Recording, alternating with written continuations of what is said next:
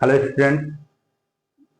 पिछली क्लास में हम लोग जो है कूलाम का नियम, कूलाम के नियम का सदिश रूप, इन सबसे थ्योरी की क्लासेज जो है हम लोग जो है पिछली क्लासों में कर चुके थे। जो है अब इस क्लास में हम उनसे कुछ टॉपिक से बेस न्यूमेरिकल करना चाहते हैं, तो उनका हम सीरियल वाइज क्वेश्चन नंबर 8 से स्टार्टिंग करते हैं। जो है उससे पहले जो है जो स्टूडेंट इसकी थ्योरी की क्लासों को नहीं देखे हैं, वहां पे जाकर के पिछली वीडियो में थ्योरी क्लासेस को देख लीजिए। जो है कुछ लोगों ने कमेंट किया था उस पर जो है कि आवाज क्लियर नहीं आ रही है, तो इसलिए जो है इस वीडियो से जो है क्लियरिटी अच्छी आएगी आवाज की। हमने आज माइक भी ले लिया। जो है अब हम लोग जो है न्यूमेरिकल की तरफ बढ़ते हैं। तो कुमार मित्तल की बुक से क्वेश्चन नंबर 8 जो है हम सॉल्व करते हैं। क्वेश्चन क्या है हमारा, देखते हैं। यदि शुद्ध जल का परावर्तन 81 हो तो इसकी निरपेक्ष वैद्युशीलता कितनी होगी। जो है तो इस क्वेश्चन को सॉल्व करने से पहले, इससे पहले जो वीडियो हमने बनाई थी उसमें पढ़ाया था परावर्तन के बराबर एप्सिलॉन अपान एप्सिलॉन नॉट।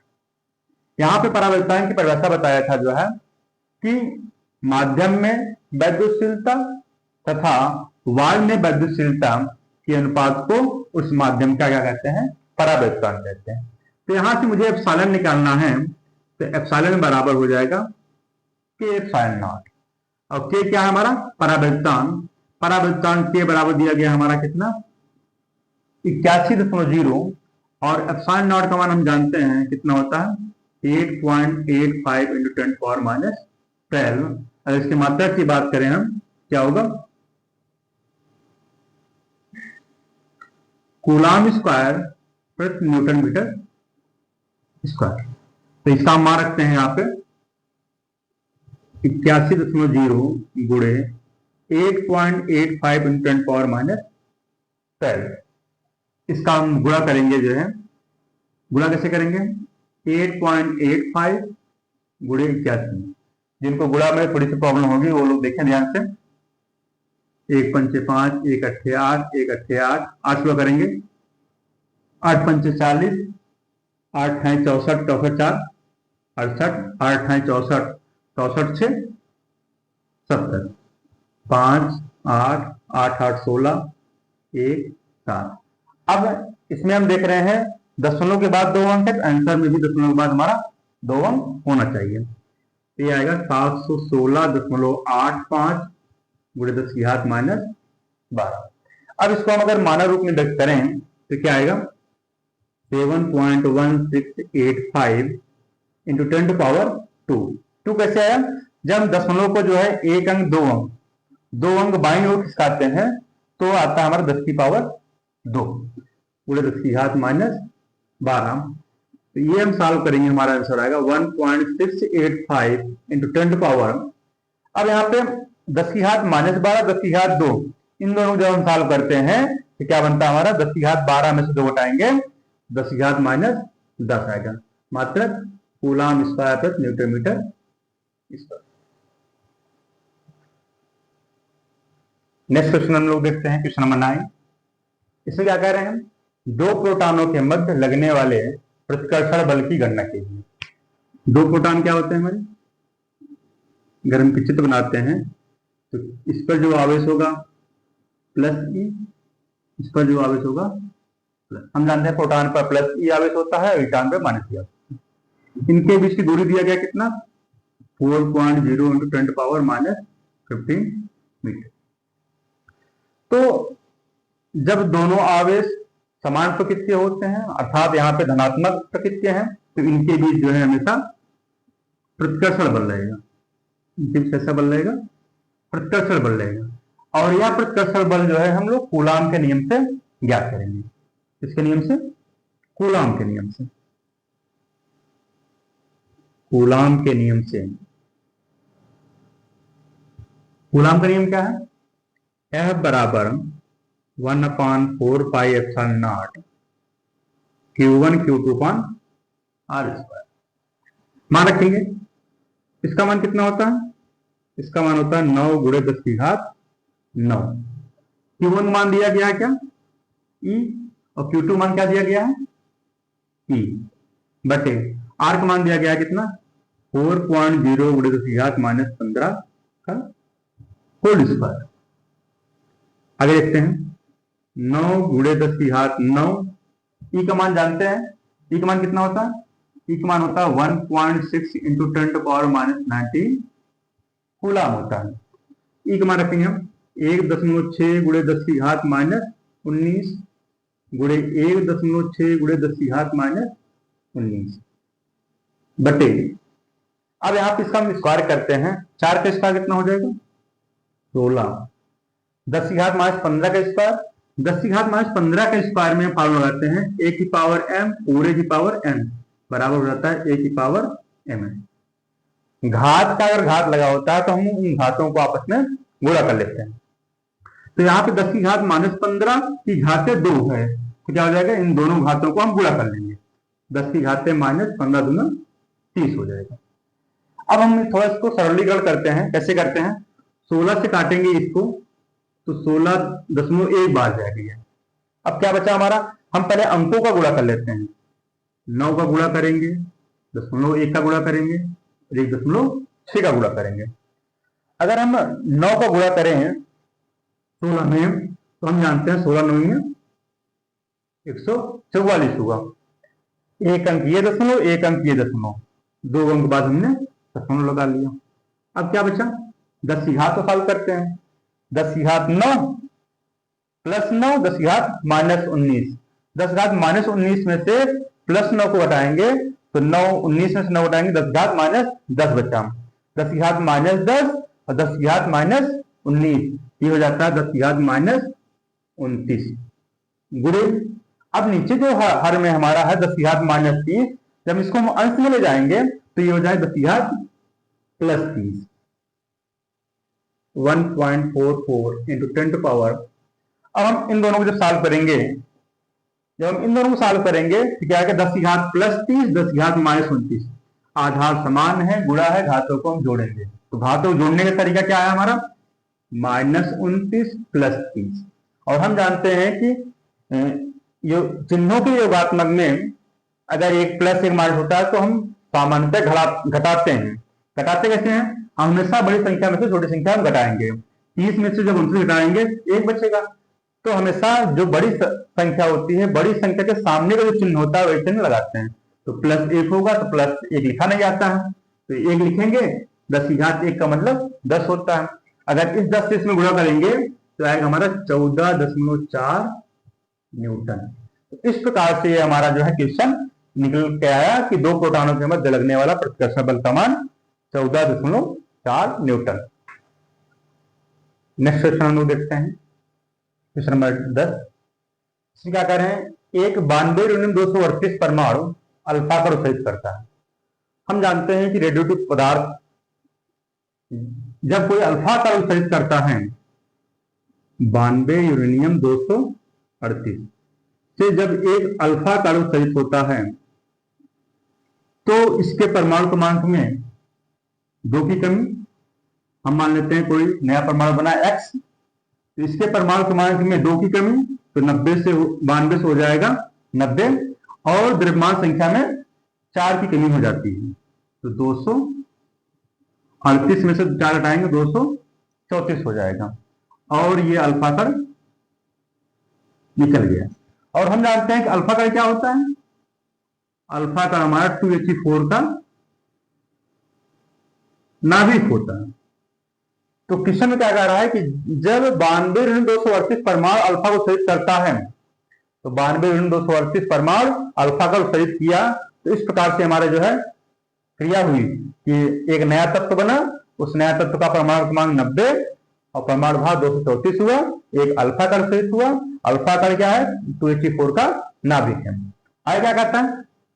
यदि किसी क्षण अल्फा कण, इस अल्फा का निर्माण करें, अल्फा कण और विघटित परमाणु, ये हमारा विघटित परमाणु, ये हमारा विघटित परमाणु। तो कह रहे हैं यदि किसी क्षण अल्फा कण विघटित परमाणु के केंद्र से 9 × 10⁻15 मीटर की दूरी पर हो। इसका मतलब एक ये हो गया हमारा विघटित परमाणु और ये हो गया हमारा अल्फा कण। तो विघटित परमाणु के केंद्र पर कितना आवेश होगा? हम जानते हैं कि किसी भी तत्व के पर उपस्थित इलेक्ट्रॉनों की संख्या या फिर आवेशों की संख्या उसमें उपस्थित परमाणु क्रमांक के बराबर होता है। किसी भी परमाणु क्रमांक उसमें उपस्थित इलेक्ट्रॉनों की संख्या के बराबर होता है। तो यहाँ पे जो आवेश होगा Q बराबर 90 E, और यहाँ पे Q2 क्या हो जाएगा, इस पर आवेश कितना होगा? प्लस 2E का होगा। और इनके बीच की दूरी पता है, R बराबर कितना? 9 × 10⁻⁻15 मीटर। तो अब हमारा फिर से फॉर्मूला लगेगा जो है क्या, Q1 Q2 पता है, R पता है, पुनः हम लगाएंगे क्या, कूलाम का नियम लगाएंगे। कूलाम का नियम क्या है?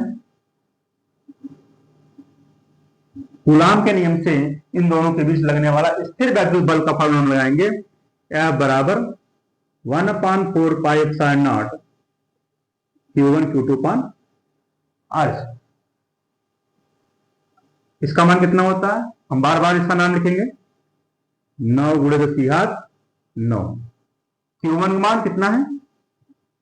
90 E। Q2 मान कितना है? 2 E। R का मान 9 × 10⁻15 का स्क्वायर। आगे हम सॉल्व करते हैं इसको।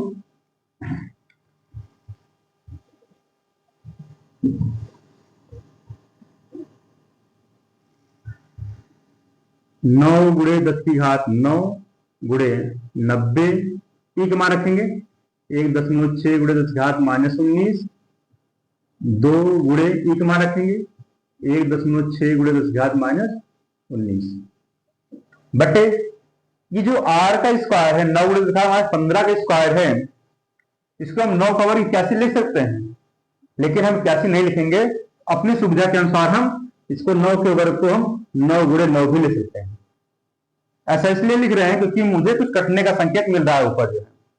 हम 9 का वर्ग 81 भी लिखेंगे तो कोई दिक्कत नहीं है, लेकिन अपनी सुविधा के अनुसार जो है 9 के वर्ग को 9 × 9 लिखते हैं। और 10⁻−15 का वर्ग में जो है फिर उससे वही फॉर्मूला पिछली क्वेश्चन की तरह जो है 10⁻15 का वर्ग 10⁻30 हो जाएगा।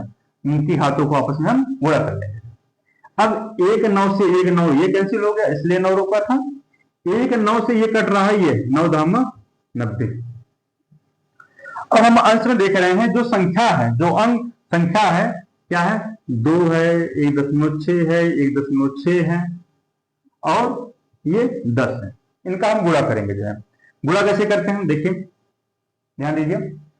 अगर हम इसको 16 मान लें, इसको 16 मान लें तो 16 का वर्ग होता है 256, और 256 गुणे 2 करेंगे 256 गुणे 2, तो जब 1.6 का 1.6 गुणा किया 256 हुआ, दशमलव के बाद एक अंक, दशमलव के बाद एक अंक, गुणा में जो है दशमलव के बाद 2 अंक हो जाता है, दशमलव के बाद 2 अंक हो गया, तो 2.56 हो गया गुणा इसका, और 2 इधर लिख लिया। अब 10 की घात को देखते हैं हम लोग, 10 की घात 9, 10 की घात 1, 10 की घात 9 1 10 हो गया, 10 की घात प्लस 10 गुणे 10 की घात 19 -19 -19, माइनस माइनस को हम जोड़ लेते हैं, चिन्ह माइनस का लगाते हैं, तो 19 19 -38 गुणे 10 की घात -30 से नीचे ऊपर ले जाएंगे +30 हो जाएगा, 10 की घात +30। तो इस प्रकार से इसको जब सॉल्व करेंगे, गुणा करेंगे, 2 छंग 12, 2 पंचे 10 11, 2 दूना 4 5 गुणे 10 की घात देखते हैं, जो पहले 10 की घात प्लस प्लस वाले सिंबल हैं उनको जोड़ लो, 30 10 और 30 30 10 40 हो जाएगा, और माइनस को घटा देते हैं, तो 40 में से 38 घटाओगे 10 की घात 2 बचेगा। अब 10 की घात 2 का मतलब कितना होता है, 100 होता है, और जब 100 से हम गुणा करेंगे 5.12 में, तो दशमलव दोनों चला जाएंगे दाहिनी में चले जाएंगे, 2 ये हो जाएगा हमारा 512 न्यूटन। इस प्रकार से ये हमारा जो है कि विघटित परमाणु और अल्फा कण के बीच लगने वाला वैद्युत बल मुझे प्राप्त हुआ जो है। अब हम नेक्स्ट क्वेश्चन देखते हैं, क्वेश्चन नंबर 11। इसमें क्या कहता है, 2 अल्फा कण परस्पर 0.1 एंगस्ट्रॉम की दूरी पर है। चित्र देखते हैं पहले, सबसे पहले इसका हम जानते हैं कि एक अल्फा कण पर +2e आवेश होता है। Q1 बराबर +2e, Q2 बराबर +2e।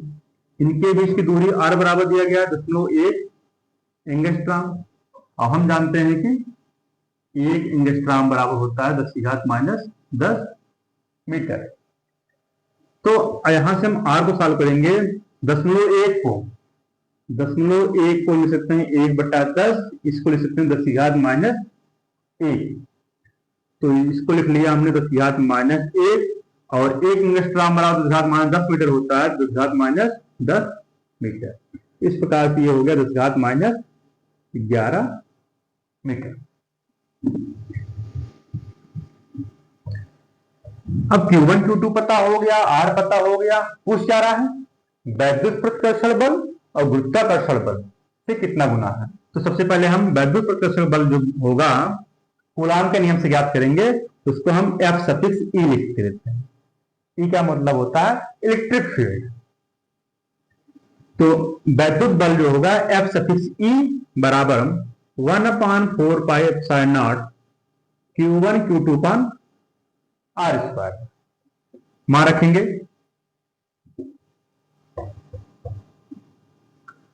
9 × 10⁹9 Q1 मान +2e, Q2 मान +2e।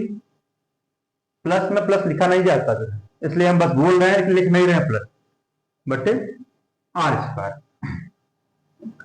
इस प्रकार से हम यहां पे हम R का मान नहीं रखेंगे, क्योंकि वैद्युत प्रतिकर्षण बल और गुरुत्वाकर्षण बल दोनों ही दूरी के व्युत्क्रमानुपाती होता है, दोनों का हमें अनुपात याद करना है, इसलिए हम R² का मान नहीं रख रहे हैं।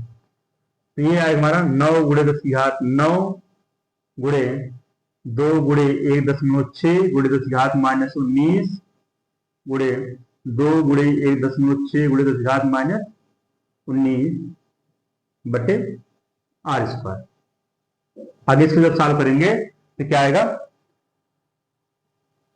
1.6 × 1.6, हम 16 × 16 करेंगे तो 56 होगा, तो 2.56 हो जाएगा। दशमलव के बाद 1 अंक, दशमलव के बाद 1 अंक, गुणा में दशमलव के बाद 2 अंक हो जाता है। 2 दूना 4, 2 का 2 गुणा किया 4, 4 का 9 गुणा किया 4 9 36 गुणे 36 गुणे 10⁻⁻19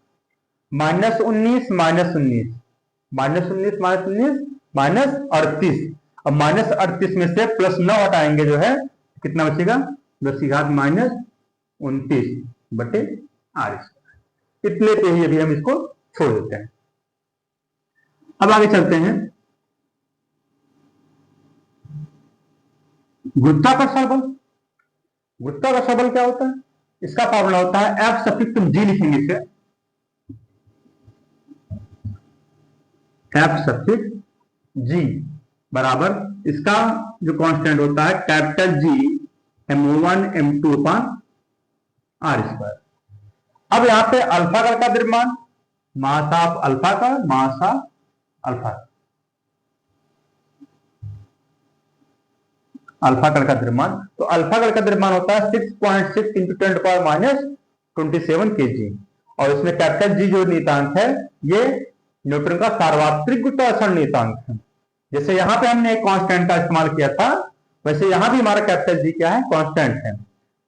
G क्या है, न्यूटन का सार्वत्रिक गुरुत्वाकर्षण नियतांक है। तो G का मान कितना है 6.7 × 10⁻11।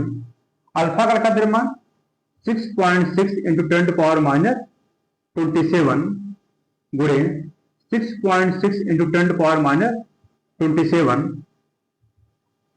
बटे R²। अब इन संख्याओं को हम एक पास कर लेते हैं, अंकों को 6.7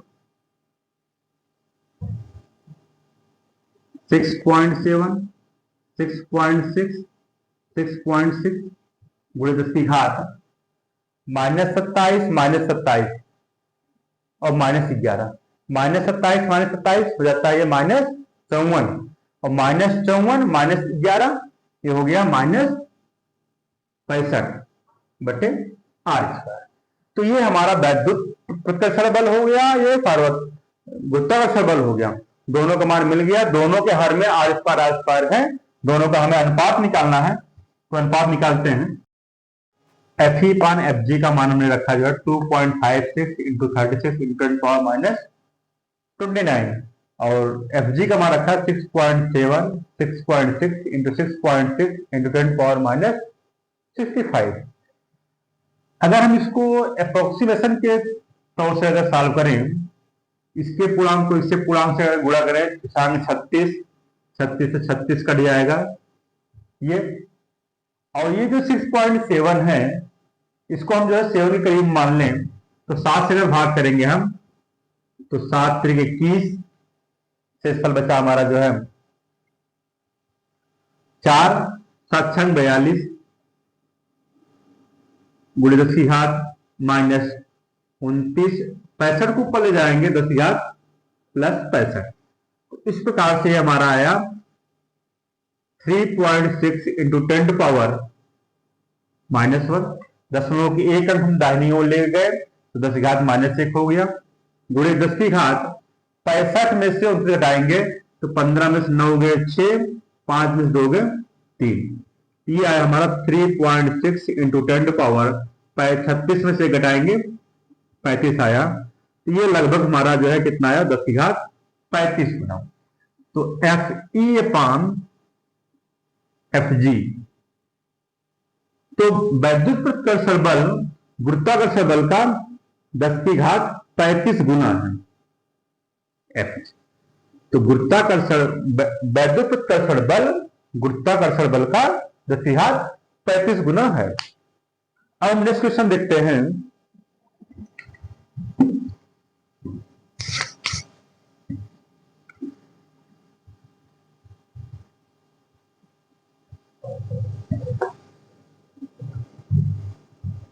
करो नेक्स्ट क्वेश्चन हम लोग देखते हैं। दो सूक्ष्म गोलों में से प्रत्येक पर 10⁻5 इलेक्ट्रॉनों की कमी है। जब इलेक्ट्रॉनों की कमी होती है तो हम जानते हैं उस आवेश की प्रकृति क्या होती है, धन आवेश होती है। तो Q1 बराबर हो जाएगा +10⁵ Q2 बराबर हो जाएगा +10⁵ ये तो उनके बीच की दूरी r बराबर 1.0 मीटर। तो वैद्युत बल की गणना कीजिए। वैद्युत बल के लिए हम फॉर्मूला लगाएंगे क्या, F बराबर 1/4πε0 Q1 Q2/r²। मान रखेंगे 9 × 10⁻9 Q1 मान 10⁵5 Q2 मान 10⁵5 बटे r का मान 1.0 का स्क्वायर। आगे हम सॉल्व करते हैं इसको। 9 × 10⁵5 10⁵5 10⁵9 तो 5 5 10 10⁻, ये हो गया 19। ई का मान रखेंगे 1.6 × 10⁻⁻19। ई का मान रखेंगे 1.6 × 10⁻⁻19 बटे 1 का 1.0 का मतलब 1 का स्क्वायर 1। अब 10⁻+19 10⁻−19 ये दोनों कट करके हो जाएंगे 1। अब हम आगे गुणा करते हैं। 9 × 16 × 16 करेंगे तो 256 हो जाएगा। दशमलव लगाएंगे, दशमलव के बाद 1 अंक, दशमलव के बाद 1 अंक, आंसर में आएगा दशमलव के बाद 2 अंक गुणे 10⁻−19। अब बटे 1 है तो 1 को हम तोड़ देते हैं हर में, तो 9 से जब गुणा करेंगे 9 × 6 = 54, 80 लगे 5, 9 × 5 = 45, 45 × 5 = 50, 80 लगे 5, 9 × 2 = 18, 18 × 5 = 23। इस प्रकार से आया हमारा 23.04 गुणे 10⁻−19। अब हम इसको अगर मानक रूप में जब व्यक्त करते हैं तो क्या आता है हमारा 2.304 गुणे 10⁻−19 सॉरी गुणे 10 की घात, दशमलव के एक अंक हम बाईं ओर लेके आए हैं, ये हो गया 10 की घात +1 गुणे 10 की घात -19। तो दशमलव को एक अंक बाईं ओर लेके आया था, इसलिए 10 की घात +1 हुआ जो है। तो आंसर हमारा आएगा 2.304 गुणे 10 की घात -19 +1। जब एक +1 माइनस होता है तो घटाते हैं, बड़ी संख्या में से छोटी संख्या घटा देते हैं। तो 19 में से एक घटाएंगे आएगा 18, बड़ी संख्या के जो सामने चिन्ह होगा वो चिन्ह लगा देंगे। इस प्रकार से हमारा जो आंसर आया 2.304 इंटू 10⁻18 न्यूटन होगा। नेक्स्ट क्वेश्चन हम लोग देखते हैं, क्वेश्चन नंबर 13। दो सूक्ष्म गोलियों पर 80/3 × 10⁻9 कूलम तथा 160/3 × 10⁻9 कूलम आवेश है तथा वे वायु में एक दूसरे से 0.10 मीटर दूरी पर स्थित है। चलो देखते हैं चित्र इसका। दो सूक्ष्म गोलियां हैं, इस पर आवेश Q1 80/3 × 10⁻9 कूलम, दूसरे गोले पर 160/3 × 10⁻9 कूलम। इनके बीच दूरी कितना है? R बराबर 0.10 मीटर। 0.10 मीटर को क्या लिखोगे? 1/10। इसको क्या लिखोगे? 10 की घात -1 मीटर। अब Q1 Q2 पता है, R पता है, तो कह रहे हैं उनके बीच वैद्युत बल ज्ञात कीजिए। चलो हम वैद्युत बल ज्ञात करते हैं। क्या बराबर फॉर्मूला लगाएंगे? 1/4πε0 Q1 Q2/R²। अब इस फॉर्मूले में हम मान रखते हैं, इसका मान आप लोग जान ही गए होंगे अब तक, 9 × 10 की घात 9। Q1 का मान 80/3 × 10 की घात -9। Q2 का मान 160/3 × 10 की घात -9 बटे R का मान 10 की घात -1 का स्क्वायर। अब हम यहाँ पे देख रहे हैं 10 की घात +9 10 की घात -9 से कैंसिल हुआ, दोनों कैंसिल होकर के 1 हो गया। कैसे हुआ? 10 की घात 9 गुणे 10 की घात -9 बराबर 10 की घात 9 -9 बराबर 10 की घात 0। इसी घात जब 0 होती है तो उसका मान कितना होता है? 1 होता है। और देखते हैं, इसके हर में 3 त्रिका 9, इसके अंश से कट गया, 9 से 9 कैंसिल हो गया। क्या बचा? जो बचा उसको गुणा करते हैं। 80 बचा, 160 बचा, दोनों का हम गुणा करेंगे। कैसे गुणा होगा? 0 0 16 8 128 गुणे 10 की घात -9 बटे 10 की घात -1 का वर्ग करेंगे, क्या आएगा? 10 की घात -2। तो घातों को आपस में हम गुणा कर लिए, -1 गुणे 2 करेंगे -2 है। अब हम इसको यहां पे मानक रूप में जब व्यक्त करेंगे तो इसमें दशमलव लगा नहीं है। अगर दशमलव नहीं लगा होता है तो हम लास्ट अंक में दशमलव मान लेते हैं। कैसे लिखेंगे? 1.28 इंटू 10 टू पावर 1 2 3 4, 4 अंक जो दशमलव को हम बाईं ओर लेके आए तो 10 की घात +4 गुणे 10 की घात -9। 10 की घात -2 को जब हम अंत में लेके जाएंगे तो 10 की घात हो जाएगा +2। अब हम सॉल्व करेंगे। 1.28 इंटू 10 टू पावर +4 +2 प्लस से हो गया +6 -9, तो 9 में से 6 घटाएंगे, क्या आएगा? -3। तो इस प्रकार से हमारा आंसर आएगा कि 1.28 इंटू 10 पावर -3 न्यूटन जो बल लगेगा इन दोनों आवेशों के बीच कार्य होगा। अब आगे कह रहे हैं यदि उन्हें एक तार द्वारा क्षण भर के लिए संबंधित कर दे तो क्या होगा? देखते हैं। इसको अगर आप लोग स्क्रीनशॉट लेना चाहते हैं तो स्क्रीनशॉट ले सकते हैं।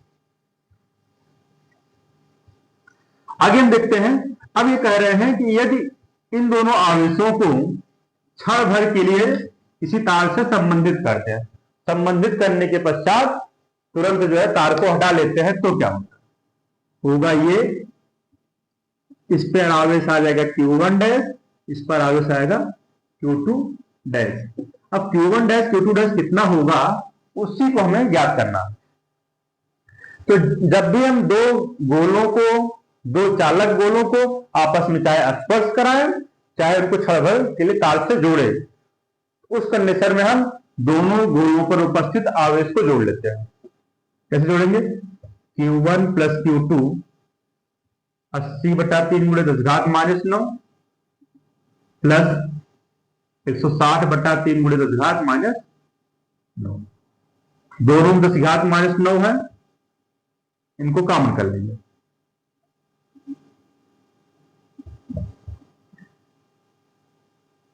80/3 प्लस 160/3 गुणे 10⁻⁹।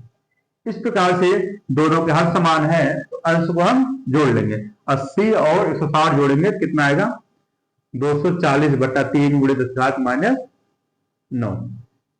3 से कटेगा, 3 8 24, ये हो जाएगा 80 गुणे 10⁻⁹ कूलम। इसका मतलब ये हुआ कि इन दोनों आवेशों को जो जोड़ा, संपूर्ण आवेश आया 80 गुणे 10⁻⁹। तो जब तार से क्षण भर के जोड़ा था, जो है जोड़ने के पश्चात जब अलग अलग करके पुनः आवेश को उसी दूरी पर रख दिया गया, उसी दूरी पर रख दिया गया, तब जो प्रत्येक गोलों पर आवेश होगा बराबर बराबर आवेश होगा। कितना कुल आवेश है हमारा? 80 गुणे 10⁻⁹। तो 80 का आधा करेंगे तो 40 इसको मिलेगा, 40 उसे मिलेगा। ये होगा 40 गुणे 10⁻⁹ कूलम, और ये हो जाएगा 40 गुणे 10⁻⁹। अब हमारा पुनः फार्मूला हम लगाएंगे कूलम का नियम। तो अब कह रहे हैं अब कितना वैद्युत बल हो जाएगा। अब उस वैद्युत बल को ज्ञात करने के लिए हम फार्मूला लिखेंगे F डैश बराबर 1/4πε0 Q1 डैश Q2 डैश बटे R²। मान रखेंगे इसका हम 9 गुणे 10⁻⁹। Q1 डैश कितना हो जाएगा? 40 गुणे 10⁻⁹। Q2 डैश कितना होगा? 40 गुणे 10⁻⁹ बटे R कितना होगा? 10⁻⁻1 का स्क्वायर होगा। 10⁻+9 10⁻−9 से कैंसिल हो गया। क्या बचा? 40 गुणे 40 करेंगे, 9 गुणे 40 गुणे 40 करोगे, 4 से 16 00 गुणे 10⁻⁻9 10⁻⁻1 का वर्ग करेंगे, घात तो गुणा करेंगे, -1 गुणे 2 करेंगे, 10⁻⁻2 हो गया। अब इसका गुणा करेंगे, 16 से गुणे 9 करेंगे तो 16 9 144 00 गुणे 10⁻⁻9 गुणे 10⁻+2। 10⁻-2 को जब अंश में ले जाएंगे तो 10⁻+2 हो जाएगा। इसको मानक रूप में व्यक्त करेंगे तो उसके लिए हम दशमलव को लास्ट अंक पे मान लेते हैं। तो क्या होगा? 1.44 गुणे 10⁻1 2 3 4 4 अंक हमने जो है दशमलव को बाईं ओर लेके आया, तो 10⁻+4 गुणे 10⁻-9 गुणे 10⁻2। तो जो हमारा आंसर आएगा 1.44 गुणे 10⁻+4 +2 प्लस से -9 -9 में से प्लस से घटाएंगे, कितना आएगा? -3 न्यूटन। तो इस प्रकार से जो है हम लोग जो है कुमार मित्तल की बुक से जो है क्वेश्चन नंबर 1 से लेकर 13 तक अभी तक आज के प्रश्न सॉल्व किए हैं। अगर आप लोगों को जो है ये न्यूमेरिकल समझ में आ रहे हैं, अच्छा लग रहा है, तो अपने दोस्तों से इसको शेयर करिए जो है। और अगर आप चाहते हैं कि इस संपूर्ण बुक का जो है कुमार मित्तल की संपूर्ण बुक का जो है अगर हम आगे प्रश्न कराएं, उसके पूरी थ्योरीज कराएं जो है, तो आप जो है इस चैनल को सब्सक्राइब कर लीजिए, लाइक कर लीजिए और हमेशा कमेंट करके बताते रहे जो है सर मुझे ये क्वेश्चन नहीं समझ में आया, मुझे फिर से समझाने का प्रयास करिए जो है। तो जो भी डाउट हो जो है वो डाउट भी हम जो है नेक्स्ट वीडियो में अपना क्लियर कर दिया करेंगे आप लोगों का जो है।